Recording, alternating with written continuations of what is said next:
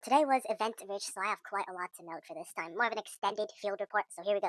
I decided to make breakfast and eat it, so it took the entire hour that I could have taken just to get to school, and early on, so it kind of sucked there. I woke up kind of late, so instead of getting to school early and hurrying up, I just decided to wait it all out and just cook my breakfast and, enjoy a good, long, lasting breakfast. So here we go.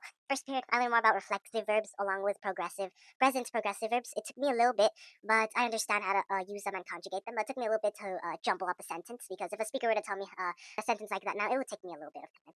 Anyways, I was able to finish up one assignment in class, and later on, I finished up another one, so I have no more assignments to do. I'm gonna be doing a quiz for it, and I might get a lower grade because I'm not gonna make sentences to the type of question as fast because we've still barely learned this week. So it might take me a little bit. I wouldn't mind getting a lower grade, but eventually I'll make up a good answer. Second period, played badminton this time, though one of the Asian kids there. One of you guys were super funny.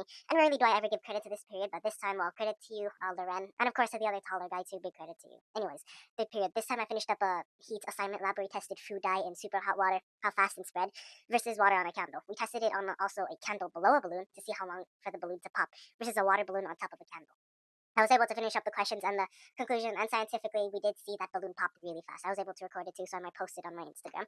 Anyways, the difference between food dye spreading in hot water and it spreading in water that's progressively getting hotter is that the hot water already has an initial energy, while the water that's progressively getting hotter is gaining more energy. So it'll really depend on that. Anyways, fourth period, we continued on Mexico's revolution and the important roles of Pancho Villa and Diaz had in the early stages. Another video day where we had to watch a video and also write down and answer questions on a paper. Lunch period, this is Jesus Club and one of my old friends here. So in Jesus Club, I did actually see my teacher for my next class for the entire lunch period. I stayed there listening to a guy, and his speech was quite interesting, to be honest. And big credit to one of the friend group's friend that I used to hang out with before. If you're watching this now or later on, credits to you. Now, there's a belief divide between me and other believers. Many people put faith over fear, but I usually put it reason over fear. I'll connect later to why. So here are the line about Romans 8:28. To summarize it, it means that the good of those who love God and who have been called to his purpose, even in despair and difficulty, that God will always find a way to bring out something good from it. He used a metaphor of you buying a basketball. It's around $10 to $20 for a typical one, right? And compare it to the hands of someone who's just a regular everyday citizen. And compare it into the hands of someone with LeBron, who has a signature too. See how more expensive it gets? What he means is that if you put your faith in God, your value skyrockets. Not out of ego, but because of what God wants for you is worth much more. That's why when you compare it to LeBron with a basketball, that becomes much more expensive. But a regular citizen with a basketball stays retail price, right? Also as like a mustard seed metaphor. It looks small and it looks tiny. But when you water it and plant it, the realistic version is that it doesn't push mountains in the way many people think, but what it does do is that it grows into something others thought previously was impossible. How does it connect back? Well, I am still going through and looking through a lot of complex stuff, even pain too. Like my parents, friend group mismatches. God could give you the knowledge you seek. God could give you a diploma, and God could give you the best thing in the world. But what about the faith that built it? What about the pain that you endured to build it? You could get what you want now, but where's the faith? Where's the pushing through the pain effort that built it? The thing that the guy was saying right there. In this case, is that faith over fear represents endurance, a trust that in God you'll get where He wants you to be. That is valid. In my case, so I do represent reason over fear. It means what happens when I myself go through difficulty or be wronged myself. I analyze why and what could have made it happen and make rationale out of it. Let's say that the friend group said didn't even know that they left me, even my own complex parents. I choose not to villainize them as easy as it is, so I just chose reason. Most importantly is that the friend groups that left me did not necessarily hate me at all. The thing is that they never realized that they were leaving someone behind. And no one told me at all. That's why it's a mistake that they're making that they don't realize. Toxic byproducts can still be produced even if no one has the intent to do so. In this case, is that both faith and reason over fear have something similar in this case. Don't villainize the people, criticize what they're standing on. Because peace is a choice, as the speaker was saying, so I choose not to cause drama to the friend groups or my parents.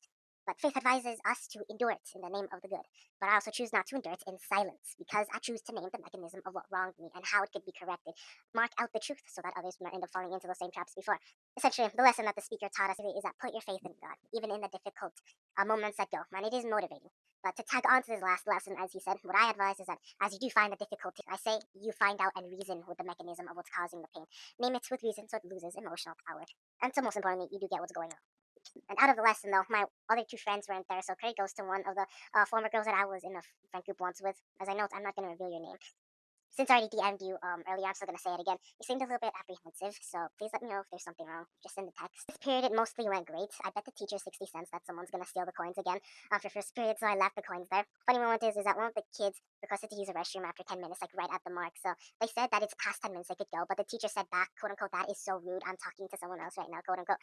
At around 11 minutes, she finally said, fine, but don't make me annoyed just because it's exactly 10 minutes. Here's a pass, go to the restroom, so forth and so forth. And so I finished up annotations and a Spanish assignment in this science class. It went well, but I did find that moment's kind of funny. The teacher is sassy like that, so I'll leave it in that manner. Sixth period, we had a substitute teacher today. I finished up some math worksheets about parabolas and eventually calculating them. Of course, many students kept their phones and others cheated. One small thing I did at the end of class is that I put the teacher's agenda sticker on the board upside down, and I'm curious because I wonder how the teacher will react to that in the morning. But other than that, nothing else I really did. After school, I decided to talk to a random girl, and she was much older than me. I felt like I was intrusive to her as she was working, but she said I'm fine. So, anyways, we hit off a good conversation with her, and then we made small talk about school fights and course teachers and how some of them are. No, not much to note there. Big credits to her if you're watching this in the future, as I say.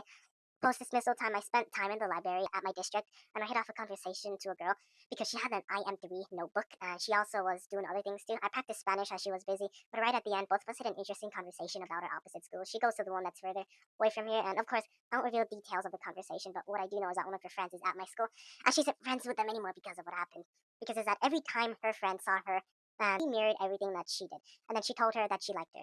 Even that same friend of the girl that I was talking to apparently messed with her crushes too, and unfortunately she wasn't able to get into like any proper relationship, so to speak, due to what I call association of toxicity by direct contact.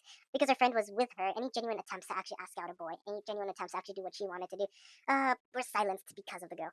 A good conversation eventually ensued about daily life. I'm not revealing all details for the sake of privacy. In my thinking of this, I feel like I'm a senior who's recording their last days and what they think of high school. Many people graduate with a blur, or not many memories, but I mean, I guess I would turn every effort into gigabytes and a watchable video. Feels odd because I am not a senior. I'm in high school experiencing it right now as a sophomore. And I will enjoy the inside moments and live a little bit, obviously. Before moving on, I do feel old making videos like this. I feel like this is something seniors would do.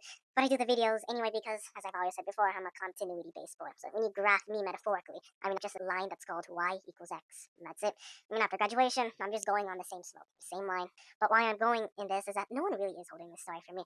A lot of friends around me do have supportive bases, and that's good for them. But I didn't. I entered school without that. So instead of letting memory rot, I decided to go with it. It's a permanent mindset change because I don't see the day as something to pass through. It's a day where I could add random interactions. Finally set up friend groups for certain periods, such as morning period. Make new friends, do side quests. Because no matter what I do, effort isn't wasted because it's always logged and returned. Across the linear line, if you were to graph me metaphorically. I used to use school as something you pass through now, but every time I view every period in that, it's still the same, but what could we add to it? It goes from just wanting to pass the day to seeing what we could do to make the story even richer than it was. It's an early life lesson symbolically because out of high school itself, post graduation for all of us, we'll all move to different places, and some of us will stay in the same place. Many will question what they were before in high school, post graduation. That goes with everyone, even me too. But what do we have to do in the present? And the thing is that life isn't going to hold our stories for us. Presented that lesson to me quite early because I did not have social friend covering. So I'm doing it now. I'm holding down the memories as they are. I may not bring money and maybe prestige when I come into adulthood, even though I might have a few metaphorical club badges or maybe a few sport badges. What I do bring is that I do bring memory infrastructure so that I do not forget who I was. Think of it this way, y'all. Post graduation, others would ask to themselves, who were they back in high school? What were they like? How were things like? And others would respond with a blur. Others may not see as much, and that's fine for them. However, I answer with ship logs like a ship captain who's been sailing the seven seas and simply say, here it is. And that's if no one is holding the story from me, then I must start keeping it with its receipts too, onto the future, across on the linear line.